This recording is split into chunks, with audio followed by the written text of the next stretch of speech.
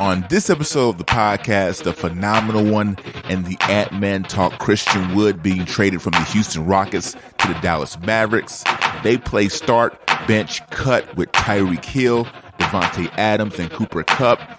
And who has the most pressure in the NBA Finals right now going into Game 6? For me, when you look at Jason Tatum and you look at his age, I honestly believe that we're asking too much of him, right? Because if he wins this title in a way where he goes off in these last two games, he did something LeBron didn't do. Heck, he did something Jordan didn't do. He did something Steph Curry didn't do at his age. He's still quite young.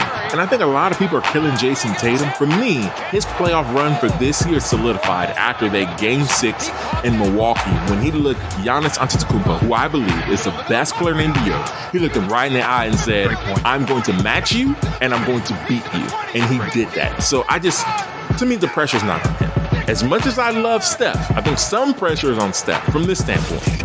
You're tuned into the New Channel Sports Podcast, the ultimate sports talk podcast.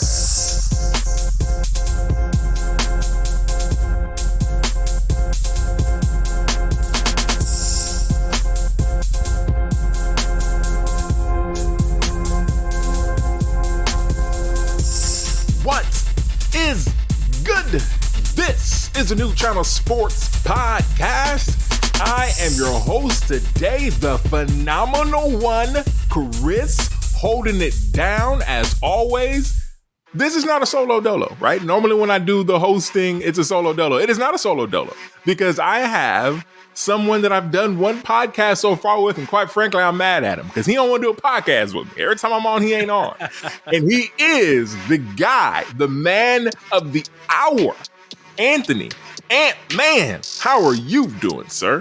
Man, I am phenomenal. Hey. How about that? You ain't that phenomenal. I'm the phenomenal one. Yeah. No, you're right. Yeah, well, I'm coming off of the Marvelous, so dubbed me Marvelous last time. I made a mistake. Let's do it again. Now we got to start over. Introducing don't the do it. Marvelous one. You can still have one. It's not phenomenal. The Marvelous one. Anthony, the Ant-Man. Yeah, there we go. No, I'm doing good, man. How are you been?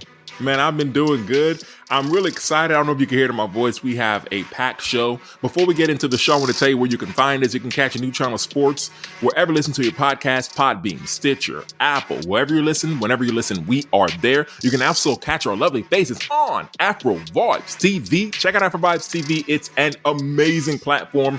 Typically, it's me and Lo holding it down. You can see our lovely faces on there, and we have a show each and every single week on demand. You can catch us on Twitter, Facebook. Check out our website, newchannelsports.net. New Channel spelled NU channelsports.net.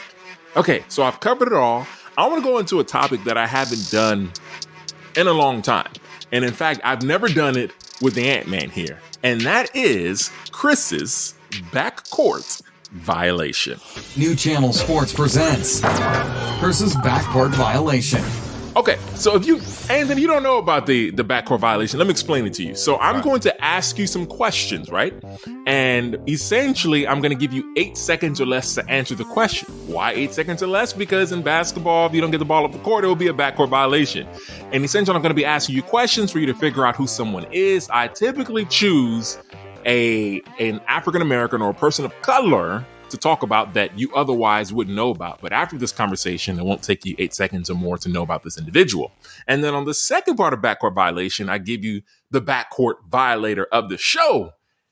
Ant-Man, You ready for this? Oh, yeah, let's go. Let's kick this All right, let's go. So the first clue for you of who this individual is this. This individual won a gold medal at a track and field event in the Olympics. Give me your guess. Usain You got Bolt. less than 8 seconds. Come on, man, give me a guess. Usain Bolt. Okay. Nah, ain't it. Second guess. He is the first. This will really give away you probably don't know it. And trust me, if you do know it, then damn.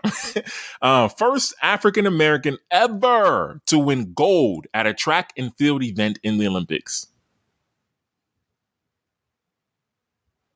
I don't know that. Okay, that's fine. Last clue. He was part of the only walkover gold in the history of the Olympic Games, meaning that this competitor, not him specifically, but he was part of it, there was a competitor in the Olympics that won because no other person challenged them. There's no reason for you to guess this, bro. Like, there was no shot for you to get this. All no, right? So you got point. me. You absolutely got me on this. And it's okay. But wait, hold on. Let me ask you real quick, though. Okay. 80, was it in the 60s? Way before that. Way before. I'll tell you who it is. Okay, I'll tell you who it is. Let's So go. the individual's name is John Baxter Taylor Jr. He was born in 1882. So there's no reason for you or me to know. But I looked him up and it's interesting. So I already told you he won a gold medal in track and field. He won a gold for the relay. They call it the medley relay at that time. And he was part of the University of Pennsylvania track and field team. To no surprise, he was the only black man on the relay team. The New York Times, after his passing, he actually passed away early in his life due to typhoid, which is something that's like, we don't even hear about that now, right? Yeah. The New York Times dubbed him the greatest Negro runner ever. That's what they dubbed him. And despite his color, it was his skills, his brain, and his charm that made those who didn't look like him respect him. This was a long, long time ago. So respect to John Baxter Taylor Jr. So you didn't know who he was before. No. But now, if you don't know who he is, it's a backcourt violation. Are you ready for the backcourt violator of the show? Hit it, my brother. All right. So I'm gonna give a whole group of people the backcourt violator of the show, a whole entire group. And it is anyone who doubted Steph Curry and the Warriors. We're going to talk about Steph Curry and the Warriors later on in the show. Don't worry about that. But anyone and everyone who doubted them, whether or not they win the championship, doesn't matter. Because I will tell you what people like me said. OKD left. Ain't no way Curry going to have another shot of going to the finals. Steph ain't even that good. He's just a light-skinned dude. Got him a little, his wife is pretty. She cooks. His kids are cute, Riley, and then they all look good. But he ain't that good. It's light-skin bias. Clay's been injured for a couple of years. There's no way they go back to the finals with Clay injured. And anyone can do what Steve Kerr does. It's easy. You got Clay, you got KD, you got Steph, you got Draymond, and then you got Draymond doing podcasts. He's a better podcaster than he is a basketball player right now. Ain't no way they're going back to the finals. And they did. So for everyone and anyone who had anything negative to say about the Warriors prior to them getting to the finals, this backcourt violation is for you. You all violated. And guess who else is on the backcourt? I raised my hand. My hand's up, even though you can't see it, because I violated the backcourt violation too, because I doubted them. But I will doubt them no more. It is not a light skin bias. It is he's like a baby face assassin bias. It's so cute. Nobody really thinks he's lethal, but Steph is lethal. The Warriors are lethal. Draymond, keep doing your podcast. Clay, keep jumping in the river to get that good mojo going. Steve Kerr, you actually are a decent coach. You're a good coach. You're probably a Hall of Fame coach. So for all the people who doubted the Warriors, this backcourt violation is for you. Anthony, I'm almost out of breath. I feel really good about that. I hope you feel good about that. I love the energy, man. I am feeling it all these hundreds of miles away that we are from each other. That's what's up. That's what's up. So let's go straight into the podcast. And that's the backcourt violation is really a segue into the podcast itself. Let's jump right in. I think you know what we're going to talk about. We're talking about the NBA Finals. As we are recording this podcast, the finals are not tied anymore. They already played Game 5. The Warriors won Game 5. They are up in the series 3-2. And I thought it was for a Game 5 that meant that much. Just want to talk about the game itself. I thought it was all right. What do you think about the game itself? It was a letdown. It was a letdown. Definitely not as competitive. It didn't have that same feel of the Game 4 when there was so much at stake. Really for both of these teams, but for Boston especially. Honestly, it was hard. It was hard for me to stay focused on the game. I love that. It was hard for me to stay engaged on it too. Yes. Obviously, I think a part of it was Steph not having a great night. But it was more than that. It just seemed like the energy in the arena was off. I don't know if you noticed this, but typically in the third quarter, it's almost as if in Golden State, now I know they're in San Francisco's a new building, but that they would be rocking. And at the beginning of the third quarter, it sounded like most of the people were getting snacks. Like they just assumed that the energy would be there. And that's what the whole game was about. You assumed it'd have a lot of energy, but it just wasn't really there. Yeah, definitely less inflated. If in terms of like a balloon, it was definitely left. It was a Tom Brady football of energy. I love it. I love it. That's perfect too. It's perfect because the game was a letdown. It was, but at the same time, it sets us up for an amazing Game 6 that we have coming up. So I already told you that Steph Curry, even though I just gave you a soliloquy, never doubt them. Steph Curry was 0 from 9 from 3. I think it's the first playoff game he's played in his career where he didn't hit a three-pointer. He had a really, really tough outing. And a lot of people bringing up Steph's legacy and things of that nature. So I want to toss this question to you. Going into Game 6, who's under the most pressure in this game? Is it Steph? Is it Tatum? Is it the Celtics as a whole? Who do you think is under the most pressure? If I had to choose an individual, the easy answer is Jason Tatum. Okay. Because he tries to push off that superstar talk in all the press conference. All I want to do is win a championship because when you become a champion, that's what you are. Everybody else can talk about superstardom, but the facts are the facts. The way that he, especially the second half of the season, just kind of came. I said it on a lot of other places. Jason Tatum is coming. We thought we were witnessing his arrival, and I don't know if just these moments, if he's just trying to do too much, but he's now leading the whole NBA in playoff turnovers. And that's the thing that's been killing this Boston team. So as the star player, as the superstar incumbent or on the rise, you would expect that he would not be the one that's constantly shooting his team in the foot, and he has been. And so I think for Jason Tatum, he's got to play better. He's got to play more within himself in the flow of the game. I think he's forcing a lot, and he needs to remember what got them there, and that was relying on the team around him. So Tatum definitely is under the most pressure from my standpoint. And I hear you, but I disagree. And I'll tell you why. And it's with so many points, though. So you talked about the playoff turnovers. If you look at the history of the NBA, typically the guy that leads the playoff in turnovers gets to the finals, and some of the best players in NBA history. LeBron's been on that list, and some Dwayne Wade, I believe, was on that list. Some really, really good players, right? So that doesn't move me so much. Now, in Game 6, he obviously can't have too many turnovers because that's killing the Celtics. I'll give you that.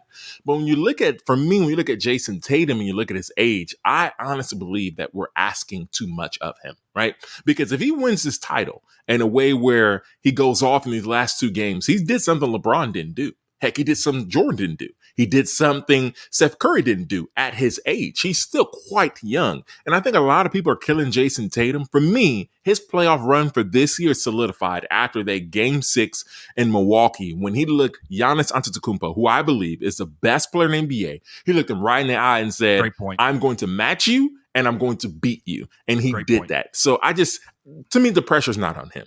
As much as I love Steph, I think some pressure is on Steph from this standpoint. I had a podcast, and last podcast I said, objectively, the Celtics are the better team. I don't think so anymore. I was wrong, right? Because if Steph can have such a bad game and they still win, there's no way they're the better team as far as the Celtics are concerned. Now, I do think Celtics have some issues. They turn the ball over way too damn much, to your point. But I want to get your opinion on the Steph Curry pressure. Do you think it is real? Because he had such a bad game. Let's keep it a buck. He had a bad game. Is there pressure on him to not only win, but how I say, I don't know if you watch soccer, like when you watch Brazil, they got to win in style. You just can't win. You got to win in style, right? Yes. Is there pressure on him to not only win this game, but to win it in style? I see the point that you're making. And I'm not a Steph detractor, so I don't want it to come off this way. But oh, really? You're not? I'm not a Steph detractor, but so I don't want it to come off. Yes, that's correct. But I haven't been impressed. I think he has big third quarters. That's basically where he's doing most of his damage, with the exception of last game. I think pressure is on him because the only thing that he's lacking is this finals MVP. And if he's not careful, Wiggins might win Finals MVP. I can see that happening because Wiggins has been the most consistent player on that Warriors team so far on this final. So I get it. I understand why you would say Steph is under pressure. I think his pressure is for a whole other reasons. And yeah, maybe because of there's some more legacy attached. Okay, let's jump on that. Let's jump on that. You said for other reasons. Talk to me about those other reasons because you mentioned the legacy. Yeah, I think it is the legacy. I think that I'm a firm believer in that in legacy, you can't go backwards. Okay, you got where you got. Ooh, I don't know about that, bro. I don't know. Look, we were vibing, but I don't know about that one. look, and we can disagree, but I mean, it'd be hard to say. Okay, like look at Jordan late in his years. He was hampered by a knee injury when he went to the Wizards. Nobody's going to say, "Oh, well, Jordan put out a horrible year in Washington, so he's not as great as he was when he was in Chicago." You can't go back. Nobody's going to say, "Well, Phil Jackson." Let me rebut that. Okay, go ahead. I would rebut that with this. You're right. I think when you hit a certain age, your legacy can't go backwards, right? So right. Jordan, when he was 38 playing with the Wizards, his legacy couldn't have gone backwards, right? He can only just add to the lore. But for people like you and I, we know that some people were calling Jordan the greatest player of all time when he retired after the first 3 championships. He only had 3, and they were already calling him the best player of all time. If he came back and didn't win any more championships, people wouldn't have called him that, right? So he came back, he won 3 more, and his legacy, obviously, it is solidified what people thought about him. But if he would have lost when he came back, nobody would be calling him the greatest anymore. Well, he advanced his legacy, but That's he didn't lose. But he could have gone back. He didn't lose his. No, I don't think he lost his because look at I'm sure at one time people were calling Bill Russell the greatest player to ever play the game, and then somebody surpassed him. I think that's just the natural flow of the game generationally, and I think it'll continue. LeBron, arguably the greatest player to ever play, and in 5 years, 10 years, or when you and I are gone,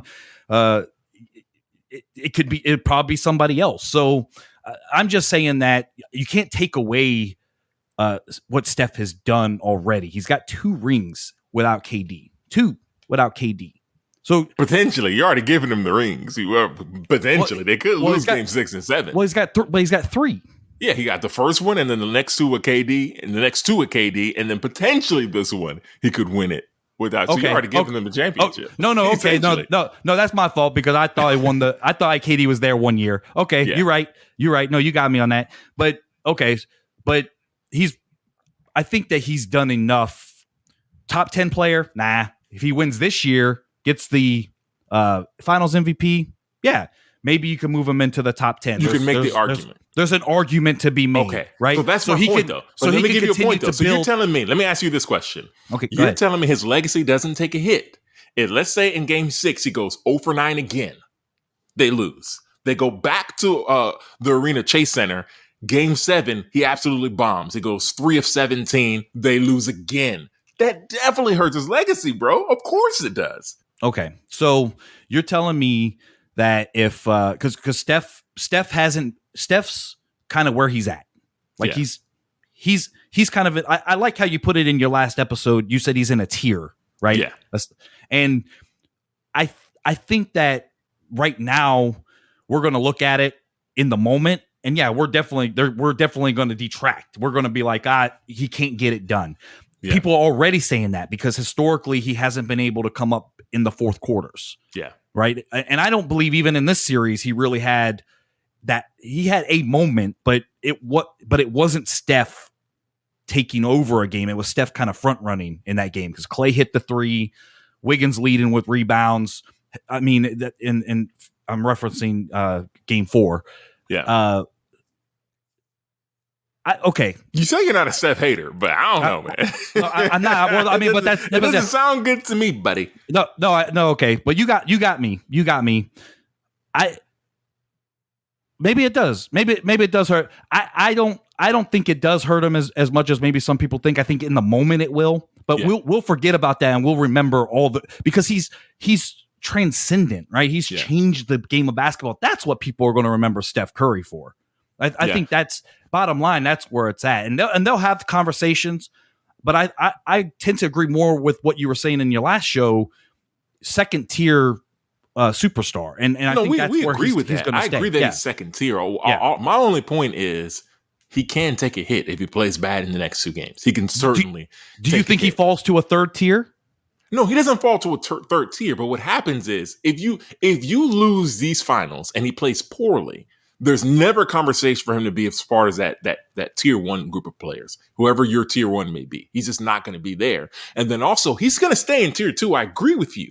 But all of a sudden you look at guys like Hakeem Olajuwon, Tim Duncan, guys who are close to him, Dirk, maybe not Dirk, but Olajuwon, those types of people, right? The guys who are around 12 to 15, right? He's going to be, when you start asking questions and comparing their careers, that's going to hurt. You're going to say, well, he's close, but remember during the finals, this guy didn't really show up in many NBA finals, and that's going to hurt him. So getting this finals MVP, I think, jumps him ahead of the line of a lot of players. But I do want to get your idea of who you think is going to win this Game 6. And essentially, my question is this. Is there any chance that the Celtics force a Game 7 and take this series extended into the weekend? Well, of course, there's a chance, but I have Warriors in 6. Yeah. So that was my pick. I'm going to stand with my pick. But of course, there's a chance because. Okay, let me ask a better question because you take that a little too literal. I want your percentage because the fans. Oh, you want your percentage? Opinion. What is your percentage of the chance of the Celtics force a Game 7? I will go first. I will say it's a 30% chance. I'm with you. I firmly believe the Warriors are going to get it done. I give them a 30% chance, which is more than a puncher's chance, but not really. And I know they're at home, but the Warriors are going to be focused, and I expect them to get it done. I'll give them 40. I'll give them 40%. So we're around the same spot. We don't think we're going to see a Game 7. Yeah, and here's why. I give them 40. I give them a little bit more than you because in this playoffs, the Warriors have taken their foot off the gas a few times and let teams back into series. That's so I would give them about. They're at home. The Garden's pretty tough, although Boston hasn't done a great job in this playoffs protecting home court or playing well at home. But there's still that factor that Golden State. I think Golden State gets into these like swag kind of moments where they think it's already done, and the next thing you know, teams are back in the series. 40. That's why I give them 40%. Yeah, I think that's fair. As the fan in me wants it to go to 7. I just don't think it will. Okay, so let's transition. We talked about the NBA Finals. I'd like to talk a little bit about breaking news. So this happened right when we started recording our podcast. I want to go straight into it. Rockets fans, Christian Wood is no longer a Houston Rocket. The Rockets traded Christian Wood to Big Lowe's Dallas Mavericks. Lowe hasn't texted me yet, but I know he's excited. I will tell you this. If you're a Mavericks fan, let me tell you what you are getting and what you're not getting. If you're a Mavericks fan, you are getting a really good score. In fact, with playing with Luka Doncic, he may average 20-plus points this season. He can rebound the basketball. He runs the floor well. He takes a little too many threes for my liking, but he'll work in Dallas because everybody shoots the threes. He'll get his three-point percentage up, and he will run the floor with Luka, and it will look like James Harden and Clint Capella if Clint Capella had a jump shot. That is the good news. So if you're a Dallas fan right now, you're elated. You're excited. But let me tell you the bad news. Christian Wood don't play defense. Okay? He does not play defense. And anyone who has any girth to them, that's a weird word to use, pause. Anyone who has any weight to them, who has any power to them, will dominate him inside. So, yeah, he's going to look good offensively, but defensively, he is not that guy. Unless he flips the script, but he really hasn't shown that in his career. Ant-Man, what do you feel about Christian Wood being traded to the Dallas Mavericks? For Dallas, I think it's a great move. I think, when I think about what Dallas did this year and kind of what they needed, they need to help Luka on the offensive end, and they certainly did that. To your point, I'm interested to see because I don't think that Christian Wood has hit his ceiling, so I'm interested to see under the right system, kind of a more defensive minded group, having Jason Kidd there. I'm going to say even having Dudley there, maybe some maturity. I like this move for Dallas, and they didn't give up really anything and the only concern I have is now what does Luka do? Because I have this thought about Luka. Dallas can do whatever they want to do to try to help Luka out. They could move heaven and earth for Luka Doncic. But if Luka doesn't do what he needs to do to help the Mavs help him, just learn how to play an ounce of defense himself and lose weight. Lose weight, come in shape, act like you care a little bit. Yeah. Stop. I have this thing about I think Luka does more foul seeking than rim seeking, and so if he cuts that down, he needs some maturity because he has the potential to be really great in this league. He's got high basketball IQ. He's a great passer, but he's a liability on the defensive end. He often quits on his team. And Luka, the Mavs made their first move. It's up to you to decide how you're going to reward them for helping you. Yeah. Get yourself in shape. Put yourself together. Let's go. Yeah, I agree with you. And I will make a bold statement about Luka Doncic. I don't know in my lifetime, so I'd say in my 25 years of watching basketball, that I've ever seen a player, and that would include LeBron James, at the age in his career with the IQ, you mentioned it, the IQ of Luka Doncic, the way he controlled that Sun series against the Suns was simply phenomenal. And to do it against the point guard and Chris Paul was even more incredible. I know Chris Paul's older, but he still manipulated that series. I'm with you 100%. Luka's got to help himself. I love what the Mavericks have done. If you think about it, they flipped Kristaps Porzingis into two good players coming in. And then they also bring in a guy in Christian Wood. I love it. I love it a lot for the Mavericks. I'm just telling y'all going to stink defensively. Y'all going to be boo-boo. They're not going to be great defensively, but they're going to be fun to watch. Okay, so let's get into something that I crafted. I'm not the first person to think of it, obviously, but it's one of my favorite segments to do, and I'm happy to do it with you. We've never done it before, so I know you're going to mess it up. You will mess it up, just like Enyi does. Enyi, you're listening to it. If you listen to this podcast, you mess it up all the time. Hopefully Ant-Man doesn't mess it up. Let's go. We are doing start, bench, cut. Sit back and relax, because coming up, it's start, bench, or cut. And when I was growing up, I got to say this. When I was growing up, I used to love wrestling. It used to be tables, ladders, and chairs, right? So whenever it would happen, you kind of whisper it, tables, ladders, and chairs. That's how I feel about start, bench, cut. And I've chosen three guys for this episode. And it's a tough one. I've chosen. It's very tough. It's really not fair. You're not supposed to use these good players in start, bench, cut, but I chose them for a reason. And the reason being is all three of these guys were paid really well this offseason, and all deservedly so. All of them deserve their money. And I personally think, and I'm interested to see what you think, but I think the three guys I'm about to name are three of the best, if not the three of the very best wide receivers in football. Tyreek Hill, Davante Adams, and Cooper Kupp. So I'm going to start with you. Who are you cutting? No, let's do this. We always start with cut. Let's not cut. Who are you starting? Who are you going to start? Are we factoring who's throwing them the football? Because I think that matters. Man, are we I love you, them? bro. I love you. Y'all can't see it right now. I'm pointing to him and saying, I love you. Because it's a great question. No, it is a great question. I feel it, dude. Let's do this. Let's answer this question without factoring who's throwing them football. Because if we factor who's throwing them the football, I think I know who we're both going to cut. We're not going to factor who's throwing them the football. All right, listeners, I want y'all to be clear. Listeners, y'all listening? Because, some of them, they just skip through the podcast and they hear this and going to think we're crazy. So we might have to not factoring who's throwing them the football. We might have to do one of these with their quarterbacks. Okay, so we're not factoring who's throwing them the football, and that makes it even tougher. It really does. But I think I'm going to use a little recency bias here. It's become kind of a common theme. Yeah, I mentioned recency bias a lot. I think I'm starting Cooper Kupp in this situation. Yes. What? Yes. Okay. I'm starting Cooper Kupp too. and I'll explain why I am. It is recency bias, but he's been good for years. I do think him being a white boy wide receiver does hurt him a little bit. I'll be honest. I can say that clearly. I do. But I will say this. He is the best route runner I've seen in some time. One of the best route runners for a wide receiver, maybe ever. And I know a lot of people are going to say, well, that's really recency bias. I don't give a damn who's throwing him the football. I honestly believe I could throw him the football, right? And I'll find him because he's so wide open. He just knows how to get it done. And I don't think it's an accident that Jared Goff looked phenomenal throwing it to Cooper Kupp. And I'm not saying Stafford is not a great quarterback, but what Cooper Kupp did, not just for my fantasy season, appreciate you, bro, but really for everybody's fantasy season if you had him. He's just been phenomenal, and I think he deserves that crown. The only thing I would take away from him is he shouldn't have won Super Bowl MVP. That should have went to Aaron Donald. But otherwise, he's got to be starting, so I agree with you there.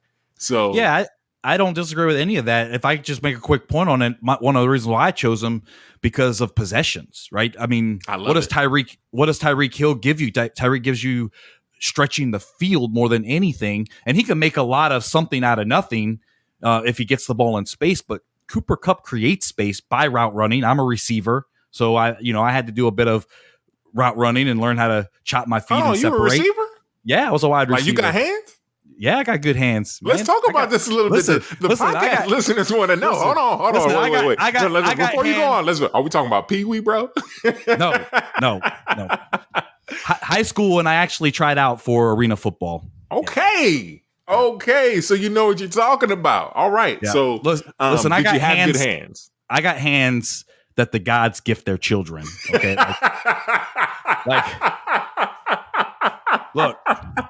Look, y'all can't see it. His hands are in front of the screen. Look, that's truth. That's truth. But back to Cooper Kupp. So I know a little bit about wide receivers and route running. That's why I chose Cooper Kupp, because I think that he's shown to be able to get you yards when it matters. I think that's one of the most important things that a wide receiver can do. Yeah, I agree with you. I think that we kind of label wide receivers. So we have the home run, touchdown wide receivers, and then we have the possession wide receivers, and then we have the wide receivers kind of, even though still kind of possession, the guys who really do the slot, right? And Cooper Kupp can do it all. If you need him in the slot, he'll be in the slot. If you need a home run, he'll give you a home run. If you need him to get possessions and just simply move the chains, he can do that. There's simply nothing he can't do. And on top of that, him and Robert Woods, when Robert Woods was there, just the way they would blocking, they would block tight ends sometimes. I mean, I'm not tight ends, linebackers. And I'd be like, damn, you're blocking a linebacker, bro, as a wide receiver? It's incredible. So he doesn't get enough credit for the blocking. Yep. Doing the dirty work. That's for sure. Yeah. So let's talk about, instead of talking about we're going to bench, because that's not as fun, I want to know who you're cutting. Who are you cutting? Tyreek Hill. Wow. I'm going fast. Tyreek Hill. Wow. I didn't have to think about it. And that's not considering who's throwing the ball. Let me ask you a question then. We said we're not factoring who's throwing them the football. Yes. If we did, I think you'd have the same list. Yeah, probably. That's why I said we might have to do the quarterbacks at some point, because I think that's a little bit closer. But I'm cutting Tyreek Hill, and not so much because I think he's a bad player, but out of this list, he certainly isn't going to give you the most bang for your buck, right? I don't want to use one dimensional because that seems like a disservice, but it's kind of true. And I don't know what he is without Patrick Mahomes and Patrick Mahomes' creativity. I do believe that Davante Adams helped build Aaron Rodgers' career. And so that's why I'm taking Aaron Rodgers. Oh, you see, the thing is, you do this thing that Enyi does. You guys say wild things and then just act like we're going to gloss over it. Davante Adams built Aaron Rodgers' career. Enyi, go ahead and clip that, because he's going to edit this podcast. Go ahead and clip that. Put that in the front of the podcast. All right, guys, thank y'all for tuning in. And you will not hear Ant-Man anymore. I'm just kidding. You got to explain yourself. What are you talking about? Well, what? I mean, I'm not. Again, this is not an Aaron Rodgers discussion. But no, you made it an Aaron Rodgers discussion. But I can say comfortably that for all the good things that Aaron Rodgers does, he's not doing that with the other receivers on the field. He showed it in 2 postseasons, being the number 1 seed, back-to-back postseasons, and losing because he just has this thing where he just wants Davante. I don't know what he's going to do this year without Davante Adams, because that's his blanket. That's his security blanket. Aaron Rodgers has one of the highest completion percentages in the NFL. The reason why is because he had Davante Adams, because Aaron Rodgers throws the ball away a lot, and so that keeps his turnovers down. Efficiency. And yes, his efficiency ratings are very high, and he does a lot of dump offs. Right, when you have Davante Adams, a lot of those dump offs are there, and he's going to bail you out. You don't have to make a perfect throw. Davante Adams has bailed Aaron Rodgers out time and time again. I think that works well for Aaron Rodgers, but I think that Aaron does get a little too much credit for that. Hall of Fame quarterback, yes, but he squandered 2 number 1 seed opportunities. And one of the big things the glaring thing that I noticed, especially last year, was when things got rough, he refused to throw the football to anybody else. And that is very telling. Well, I'll tell you this.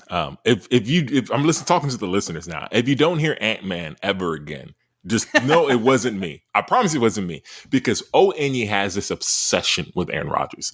When he goes to sleep, he makes his wife wear an Aaron Rodgers jersey, right? I didn't want to know all that. I don't think the listeners need to know all that either. I'm telling you, the listeners of the podcast know he loves Aaron Rodgers. Cheesehead and all. Aaron Rodgers is the greatest quarterback to ever breathe. So when he hears this, he is going to be upset. So this will definitely carry over to a new podcast. I promise you, listeners, there will be at some point a part 2 to this. But I got to address some of the Davante Adams, Aaron Rodgers. Last I remember, Aaron Rodgers' greatest success as a quarterback, I don't know, winning a Super Bowl, Davante Adams wasn't there. He was throwing it to Jordy Nelsons, was throwing it to the Randall Cobbs of the world. And I'm sorry, as much as I like them, they weren't great wide receivers.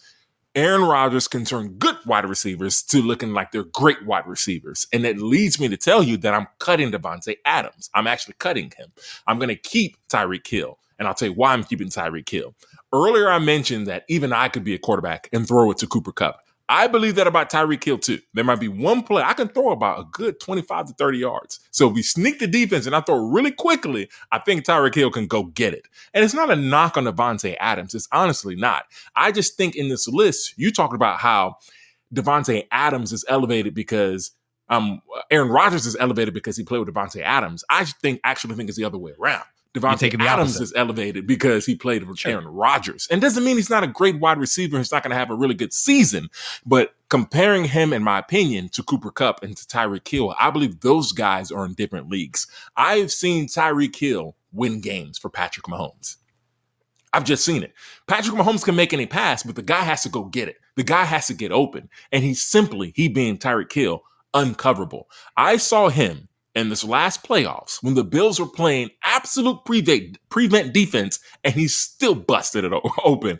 It's just, you can't defend that. That type of, there's speed, and then there's speed you absolutely can't coach. And then there's speed that gets you to the Hall of Fame. He has speed to get you to the Hall of Fame, right? I think Gus Johnson said, get away from the cop speed. That's how fast he is. So I want that guy, right? So I would take Cooper Kupp, and I would take benching Tyreek Hill, and I will cut Davante Adams. But I will tell you this, I'm absolutely disgusted with your opinion on Aaron Rodgers. I'm really not. I'm honestly not. I just can't wait till Onye hears it. Well, look, if it makes everybody happy, we established that I was a wide receiver, and so I'm going to side with that wide receiver on this. There's no way a quarterback ever makes a wide receiver. Okay, I'm not gonna. There no, we I go. can't. No, I'm not gonna. No, I'm not gonna go that far. I retract that part of it. But maybe it is the wide receiver in me. I just see it differently. That's okay. But let me ask you real quick, because I think I know out of the 3 quarterbacks who you would cut. I think it's the same as I think it's the same as me. Knows who we're going to cut. But who do you start? Oh, that's easy. I'm definitely taking Patrick Mahomes. I mean, is there a question to this? Oh, you know what's funny? Patrick Mahomes not on this list. Yeah. I'm definitely taking Matthew Stafford. This is your segment. I know this is your segment, man. What are you doing? No, because you know why? You know why? I cut Tua Tagovailoa so quickly. Like, I cut him so quickly, I was even considering it. No, but it's definitely Matthew Stafford. It's got to be. You taking Stafford? Yeah, it's got to be, man. Come on, Carr is not on that level. Listen, I'm going to be a little controversial here. I like Derek Carr. I like him. I like him over Matthew Stafford. God. I think what Stafford did was great, and I'm waiting to see if he can repeat that.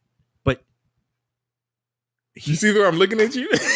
Yeah, look, for all the viewers, I'm getting stink-eyed from my man Chris here. I thought for a second he was thinking about Onye and the Aaron Rodgers jersey, but he's definitely stink-eyeing me. But I mean, just think about it. Again, kudos to what Matthew Stafford did. I hope he can do it again, because that would say a lot. But he's also stacked. The team is stacked. Derek Carr, I mean, talk about a underdog story. I mean, they want to get rid of him. Like everybody and their mothers talk about the Raiders should have already traded him, should already cut him. But all he does is he just keeps finding ways to will this team and lead this team. And he's become quite a leader for football, for an NFL football team. I'm excited to see what the Raiders do. That's what I'm saying. I'm a Bucs fan, but I am excited to see what the Raiders do. So I think I'm taking Derek Carr. Okay, so let me ask you this question. Do you believe that the Rams still win the Super Bowl if you replace Stafford with Derek Carr? I don't think they do.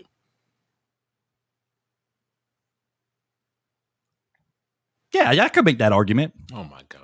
I'm not prepared to make the argument, but I wasn't I could make prepared that for argument. this. I could take one crazy thing, but I can't take two. I can't do it, man. What are we talking about here? Matthew Stafford played for the Detroit Lions.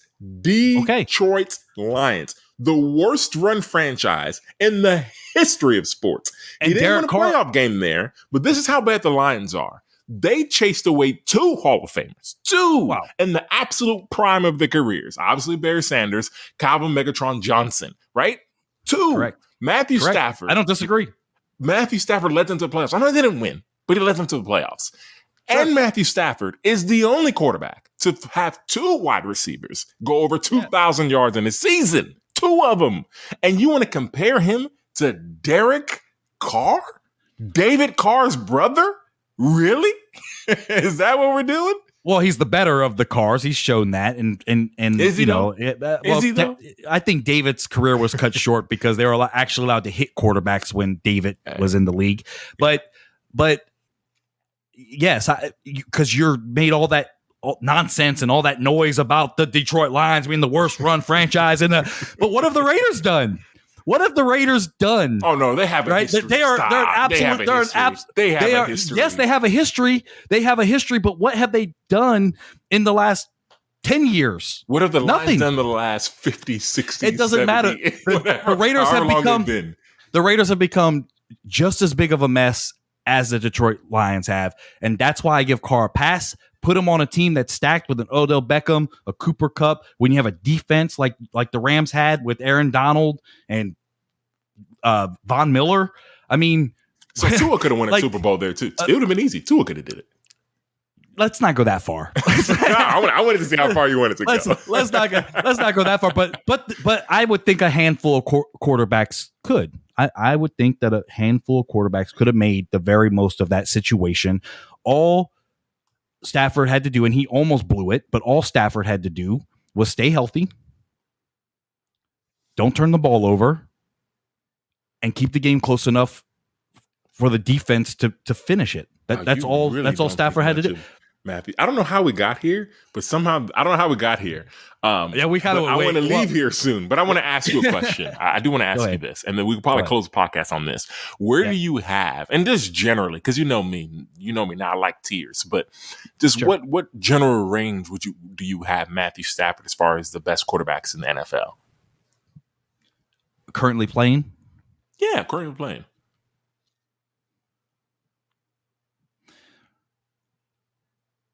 That's a good one. I would say tier 2. So I would say around the 8 to 15 best quarterbacks in the NFL. I would say so. Okay, and I think it's too cheap to say that anybody could have done what he did. I do agree with you. The team is stacked. That we're not arguing about. But he's had successful seasons, so it'd be one thing if he didn't have successful seasons in Detroit and he came in and got the Super Bowl. But he was throwing to Megatron. Seasons. I can give you really just 2, really 1.5 seasons where Derek Carr has been successful. Everything else has been all right to poo. So I hear you. He has an opportunity this year with who you believe is the greatest wide receiver, change Aaron Rodgers' legacy, change Aaron Rodgers' life. So he should be fine with that. That's a gross exaggeration. We will see what he does. But guys, thank you so much for listening to this podcast. And man, I'm gonna be honest with you, I had a blast. I don't know if you can hear my voice. Thank you, man. I'm really excited. Yeah, it was a lot of fun. The energy. This was a really good podcast. Thank you guys so much for listening. Whether you're listening in your home, in your office, in the car, wherever you are listening, we are happy. You can check out our podcast wherever you listen to your podcast. Google, Stitcher, Apple, Podbean, wherever you listen, whenever you listen, we are there. You can also check out our lovely faces on Afro Vibes TV. Check out our Afro Vibes TV. It is a vibe there. You can check out all of our content. You can reach out to us on Twitter, Instagram, Facebook. We are there. And you can also get at Ant-Man with his crazy takes about the WNBA players. Let's not go there. Let's not go there. Let's not go there. You can check out his crazy takes on Instagram. 65,000 views on TikTok. Let's go. Yes, sir. Yes, sir. Shout out to Ant-Man. Until next time, y'all, stay safe. Y'all, please stay safe. Peace. Peace. Thanks for listening to the New Channel Sports Podcast. If you like the show, feel free to leave a comment and a 5-star rating. Your support is very much appreciated. Also, don't forget to subscribe on Apple Podcasts, Stitcher, Podbean, or on our website, newchannelsports.net. That's New Channel spelt N-U, channelsports.net. Got a sports-related question for the crew? Just leave a voicemail on our website. Till next time, have a good one and stay safe out there.